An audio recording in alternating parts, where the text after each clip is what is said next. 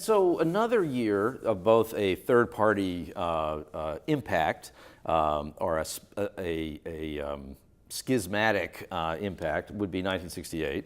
And so in that year, we have George Wallace very much so both affecting the course of events, but also introducing, arguably, the idea, George Wallace also arguably introducing the idea that a discrete subset of voters called different things at different times, but that has existed in American politics forever, perhaps, but certainly over the past 50 years, and that being in 1968, seeming very openly racist group of lower income, working class white voters, primarily in the South, but also, to the surprise of some at the time, blue collar workers in other parts of the country.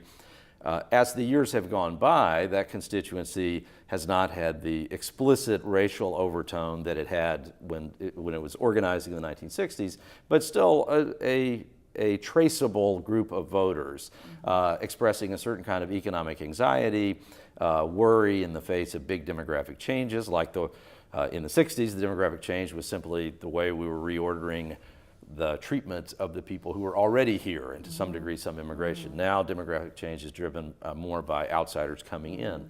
But this anxious group of mostly white working class voters, they've also been a big factor in recent politics, even before 2016, obviously a huge part of the Trump phenomenon. But first, is that a fair observation to make, that this is essentially the same cohort over the past 50 years? Well, I think, the case of, the dotted line from Wallace to Trump is it opens up this,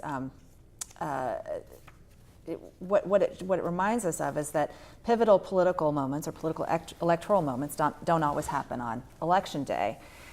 The one thing that Wallace and everything after was responding to was this fundamental realignment of the political map, which was in the wake of the Civil Rights Act of 1964.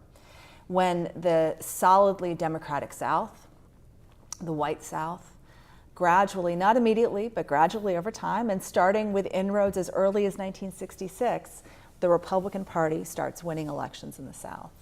And some of it is moderate Republicans like George H.W. Bush in Texas, who's one of the earlier Southern victors of that shift.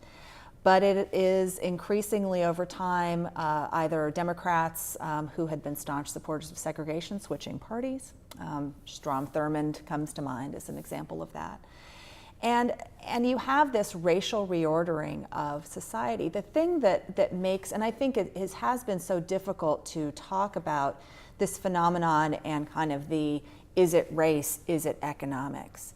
And when we look at it, though, through the long view and say, take 1964 as our starting point, you have a period of enlarging rights for so many groups, not just people of color, but also women, gays and lesbians, this enlarging of who gets to fully participate in different careers in different parts of society, in enlarging of where people can live and do live, a real reordering of that. And it's happening at the same time that the American economic pie is contracting for a whole host of reasons, for globalization, automation, that robot overlords have taken away some of the jobs.